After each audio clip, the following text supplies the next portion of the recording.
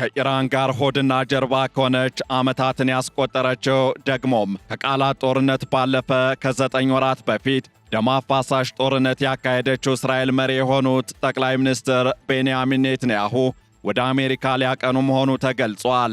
ከወዲያ ደግሞ የኢራኑ የውጭ ጉዳይ ሚኒስትር አባስ አራግቺ አሜሪካ ጋር የተደረገው የዓርብ ዕለቱ ድርድር በተካሄደ በቀጣዩ ቀን ማለትም በትላንትናው ዕለት እስራኤል ቀጠናውን እያተራመሰች ነው ሲሉ ወንጅለዋል። ከዚህ ባሻገርም የመካከለኛው ምስራቅ ወቅታዊ ሁኔታ በአንድ በኩል የድርድር ወንበር የሚሳብበት፣ በሌላ በኩል ደግሞ ለጦርነት ዝግጅት መሳሪያ የሚወለወልበት ቀጠና በሆነበት በዚህ ወቅት ኢራን ከአሜሪካ ጋር ውይይት ባደረገች ማግስት የእስራኤሉ ጠቅላይ ሚኒስትር ቤንያሚን ኔታንያሁ ወደ አሜሪካ ቅንተው ከትራምፕ ጋር ሊገናኙ መሆኑ ትኩረትን የሳበ ጉዳይ ሆኗል። ኢራንና የመካከለኛው ምስራቅ አጋሮቿ ከሊባኖሱ ሂዝቦላህ እስከ ፍልስጤሙ ሐማስ፣ ከየመኑ ሃውቲ እስከ ኢራቁ ካታይብ ሂዝቦላህ ድረስ ስሟን ከአሜሪካ ጋር አጣምረው ሞት ለእስራኤል የሚል መፎክር አንስተው የዘመቱባት እስራኤል ሰሞንኛው የአሜሪካና የኢራን ውይይት እጅግ እንዳሳሰባት እየተገለጸ ይገኛል። ባለፈው ዓመት ከኢራን ጋር ባደረገችው ደግሞም የጥሩ ጠቢብ የሲኒማ ክህሎት ያረፈበት የጀብድ ፊልም በመሰለው ጦርነት የኢራን ተምዘግዛጊ ሚሳኤሎች በሰማይዋ ላይ ሞት ያዘለ ትዕይንት ሲያሳዩ አቅማቸውን የተመለከተችው እስራኤል የአሜሪካና የኢራን የውይይት ጠረጴዛ መሳብ ስልታዊ አካሄዷ እንዳይነካ ሕልውናዋንም አደጋ ላይ እንዳይጥል ሰግታለች። እናም አበው የጨነቀው እርጉዝ ያገባል እንዲሉ እስራኤል ከኢራን ጋር በቀጥታ መደራደር የማትችልባቸው ጉዳዮችና በተለይም ስጋት የሚሆኑባት አጀንዳዎች አሜሪካ ከኢራን ጋር በምታደርገው ውይይት ላይ ጥቅሟን በሚያስከብር መልኩ ትኩረት እንዲደረግባቸው እየተንቀሳቀሰች ነው። በዚህም የእስራኤሉ ጠቅላይ ሚኒስትር ቤንያሚን ኔታንያሁ ከ2 ሳምንታት በኋላ ማለትም አውሮፓውያኑ ፌብሩዋሪ 18 እስከ 21 ባለው ጊዜ ውስጥ ይደረጋል የተባለውን የአሜሪካ ጉዞ ድንገት ሰርዘው ከጥቂት ቀናት በኋላ ወደ አሜሪካ ሊያቀኑ መሆኑ ተነግሯል። እናም በዕለቱ የኢትዮ ዴይሊ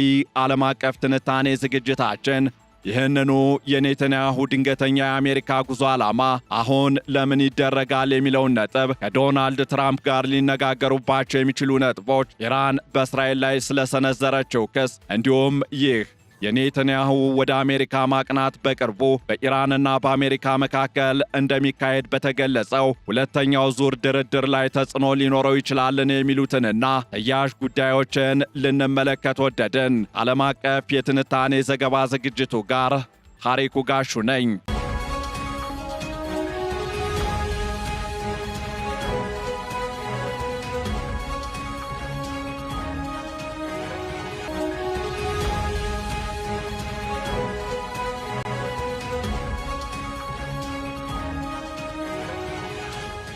በመካከለኛው ምስራቅ እየተባባሰ የመጣው ውጥረትና የአሜሪካና የኢራን ዲፕሎማሲያዊ ግብግብ አዲስ ምዕራፍ ላይ በደረሰበት በዚህ ወቅት ጠቅላይ ሚኒስትር ቤንያሚን ኔታንያሁ አሜሪካው ፕሬዝደንት ዶናልድ ትራምፕ ጋር ለመገናኘት ወደ ዋሽንግተን የሚያደርጉት ጉዞ በዚህ ወሳኝ ወቅት የቀጠናውን ፖለቲካዊ አቅጣጫ የሚወስን ክስተት ተደርጎ ተወስዷል። ይህ ጉብኝት ይፋ የሆነው ዋሽንግተንና ቴህራን በኦማን የጀመሩት ቀጥተኛ የኒውክሌር ድርድር ግልጽ ባልሆነ ውጤት በተጠናቀቀ ማግስት መሆኑ የኔታንያሁን ጉዞ ይበልጥ አስፈላጊና ስልታዊ ያደርገዋል። ጠቅላይ ሚኒስትሩ ወደ ዋሽንግተን የሚያመሩት አሜሪካ ከኢራን ጋር ልታደርገው በታሰበው ማናቸውም ስምምነት ላይ የእስራኤልን ቀይ መስመሮች ለማስመር እንዲሁም በዋይት ሃውስ ላይ ጫና ለመፍጠር እንደሆነ ግልጽ ነው።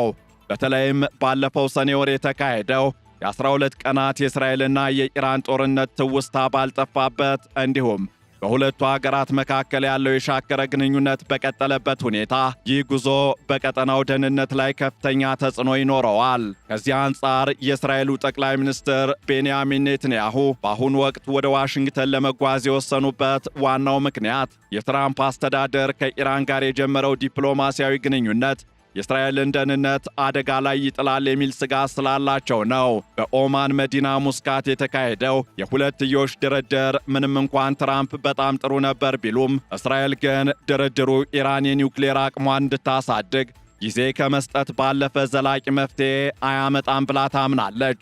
እናም ኔታንያሁ ጉዞአቸውን አስመልክተው በሰጡት መግለጫ ማንኛውም ድርድር የባለስቲክ ሚሳኤሎችን መገደብ እንዲሁም ኢራን ለሽብር ቡድኖች የምታደርገውን ድጋፍ ማቆም ማካተት አለበት ሲሉ አጽንኦት ሰጥተዋል። ይህ መግለጫ እስራኤል የአሜሪካን ዲፕሎማሲያዊ አካሄድ በጥርጣሬ እንደምትመለከተውና ዋሽንግተን የኢራንን ቀጠናዊ ተጽዕኖችን እንዳትል ለማሳሰብ የታለመ ነው። በተጨማሪም በኢራን ውስጥ የተቀሰቀሰው ህዝባዊ ተቃውሞና የቴህራን አገዛዝ የወሰደው የኃይል እርምጃ ኔትንያሁ ለትራምፕ ኢራን አሁን ደካማ ነች፣ ስለዚህ ድርድር ሳይሆን ጫና ነው የሚያስፈልጋት የሚል መልእክት ለማስተላለፍ ምቹ ሁኔታን ፈጥሮላቸዋል።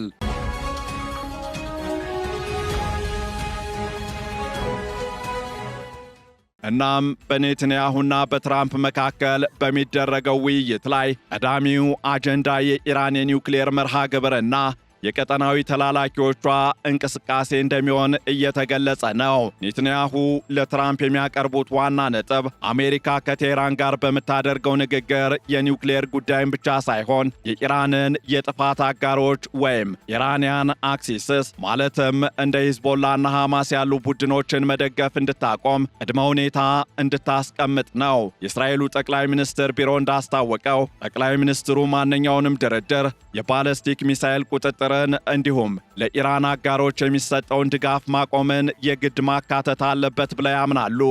ይህ ጥያቄ ለትራምፕ አስተዳደር ትልቅ ፈተና ነው። ምክንያቱም ኢራን እነዚህን ነጥቦች ለድርድር እንደማታቀርብ በግልጽ አስታውቃለችና ነው። ኔትንያሁ ደግሞ በበኩላቸው አሜሪካ እነዚህን ጉዳዮች ካላካተተች እስራኤል በራሷ እርምጃ ከመውሰድ ወደ ኋላ እንደማትል ለትራምፕ ለማሳወቅ ይፈልጋሉ። ይህ ደግሞ አሜሪካ በቀጠናው ያላትን የዲፕሎማሲና ወታደራዊ ሚዛን የመጠበቅ ኃላፊነት ጫና ላይ ይጥለዋል። በሌላ በኩል ኢራን በበኩሏ እስራኤልን የቀጠናው የትርምስ ምንጭ አድርጋ በመፈረጅ ከፍተኛ ትችት እያሰማች ትገኛለች። የኢራኑ የውጭ ጉዳይ ሚኒስትር አባስ አራግቺ በኳታር ትላንት እንደተናገሩት እስራኤል የሀገራትን ሉዓላዊነት በመጣስ ባለስልጣናትን በመግደል እንዲሁም የሽብር ሥራዎችን በመስራት ቀጠናውን እያወከች ነው። አራግቺ አክለውም እስራኤል የራሷን የጦር መሳሪያ እያበዛች ሌሎችን ትጥቅ ፍቱ ማለቷ ኢፍትሐዊነት ነው ብለዋል። ኢራን እስራኤልን በጋዛ የዘር ማጥፋት እየፈጸመች ነው በማለት የምትከስ ሲሆን ዓለም አቀፉ ማህበረሰብ በእስራኤል ላይ የጦር መሳሪያ ማዕቀብ እንዲጥልም ጠይቃለች። ይህ የኢራን የጥቃት ንግግር ኔትንያሁ ወደ ዋሽንግተን ከማቅናታቸው ጋር ተያይዞ ቴህራን በአሜሪካና በእስራኤል መካከል ያለውን ጥብቅ ግንኙነት ለማላላትና የራሷን የድርድር አቋም ለማጠናከር የምታደርገው ጥረት አካል ተደርጎ ይወሰዳል። ከዚህ ጋር በተያያዘ አራግቺ የእኛ አቶሚክ ቦምብ ለታላላቅ ኃይሎች አይሆንም የማለት አቅማችን ነው በማለት ሀገራቸውን ጽናት ለመግለጽ ሞክረዋል። በእስራኤልና በኢራን መካከል ያለው ውጥረት አሁን ላይ እጅግ አደገኛ ደረጃ ላይ ደርሷል። ባለፈው ዓመት የተካሄደው ጦርነትና አሜሪካ በኢራን የኒውክሌር ተቋማት ላይ የሰነዘረችው ሚድናይት ሃመር የተሰኘው ጥቃት በሁለቱ ወገኖች መካከል በጣም ጥልቅ የሆነ አለመተማመንን ፈጥሮ አልፏል። አራግቺ በሰጡት ማስጠንቀቂያ አሜሪካ በኢራን ላይ ጥቃት የምትሰነዝር ከሆነ ኢራን በቀጠናው የሚገኙ የአሜሪካ ወታደራዊ ካምፖችን እንደምትመታ ተናግረዋል። የአሜሪካን መሬት መምታት ባንችልም በቀጠናው ያሉትን ካምፖቻቸውን ግን ኢላማ እናደርጋለን ያሉት ሚኒስትሩ ይህ እርምጃ ጎረቤት ሀገራትን ሳይሆን የአሜሪካን ጦር ብቻ የሚመለከት መሆኑንም ገልጸዋል። ይህ ዛቻ በተለይም በባህረ ሰላጤው ሀገራት ዘንድ ከፍተኛ ስጋትን የፈጠረ ጉዳይ ሆኗል። የባህረ ሰላጤው ሀገራት ማንኛውም ወታደራዊ ግጭት መላውን ቀጠና ወደማይወጣበት ቀውስ ውስጥ ይከታል የሚል ስጋት ስላላቸው አሜሪካና ኢራን በዲፕሎማሲያዊ መንገድ እንዲግባቡ ይፈልጋሉ። ሆኖም የእስራኤል ጠንካራ አቋም እንዲሁም የኢራን የመልሶ ማጥቃት ዛቻ ለሰላማዊ መፍትሄው ትልቅ እንቅፋት ሆኖ ይገኛል።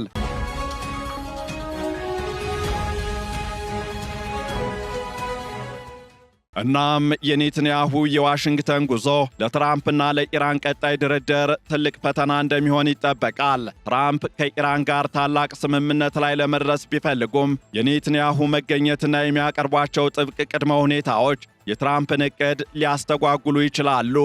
ኔትንያሁ ትራምፕን በማሳመን በድርድሩ ላይ የባለስቲክ ሚሳኤልና ቀጠናዊ ተላላኪዎች ጉዳይ እንዲካተት ካደረጉ ኢራን ከድርድሩ ልትወጣ ትችላለች።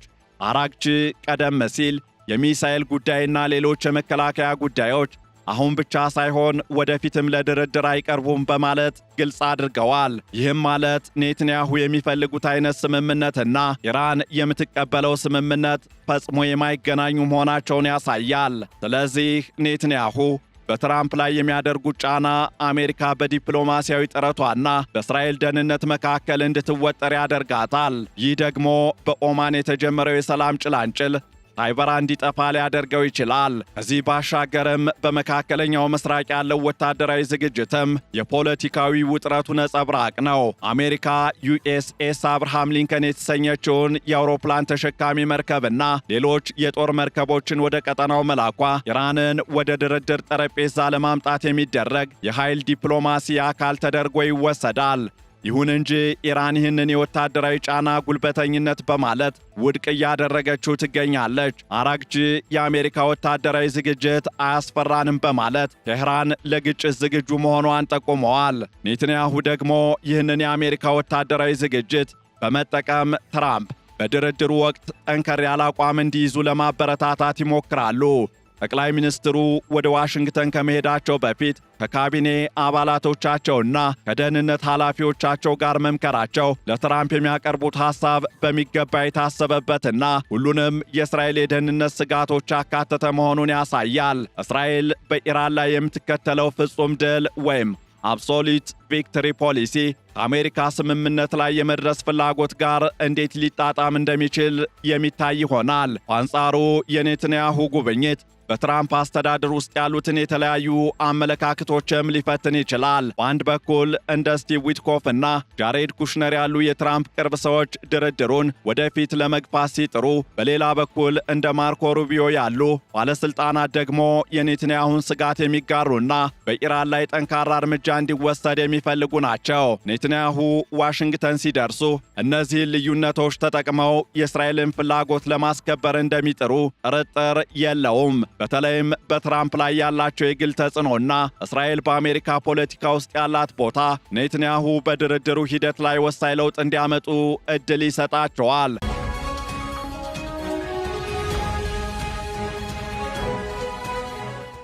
ሆኖም ፕሬዝደንት ዶናልድ ትራምፕ ጦርነት አቆማለሁ የሚል ቃል ገብተው ወደ ስልጣን እንደ መምጣታቸው መጠን ከእስራኤል ፍላጎት ይልቅ የራሳቸውን የሰላም አውታር ወይም ቦርድ ኦፍ ፒስ ዕቅድ ለማሳካት ቅድሚያ ሊሰጡ ይችላሉ። ይህ ሁኔታ በሁለቱም መሪዎች መካከል ስልታዊ ስምምነት ቢኖርም በዝርዝር ጉዳዮች ላይ ግን አለመግባባትን ሊፈጥር እንደሚችል ይገመታል። እናም የኔትንያሁ የካቲት 2026 ወይም ቀጣዩ የዋሽንግተን ጉዞ በቀጠናው ያለውን እጅግ ውስብስብ ፖለቲካዊና ወታደራዊ ሁኔታ የሚያሳይ ተደርጎ ይወሰዳል። ጉብኝቱ አሜሪካ ከኢራን ጋር በጀመረችው ድርድር ላይ የእስራኤልን ተሳትፎ እንዲሁም ተጽዕኖ ከማረጋገጥ ባለፈ የኢራንን የቀጠናዊ የበላይነት ምኞት ለመግታት የታለመ ነው። ኔትንያሁ ማንኛውም ድርድር የኢራንን የጥፋት ዘንግ መበተን አለበት የሚለውን አቋማቸውን ለትራምፕ ለማስረዳት ሲሞክሩ፣ ኢራን ደግሞ በበኩሏ ትጥቅ አንፈታም፣ ከተጠቃን ግን የአሜሪካን ካምፖች እናወድማለን በማለት ዝግጅቷን እያጠናከረች ነው።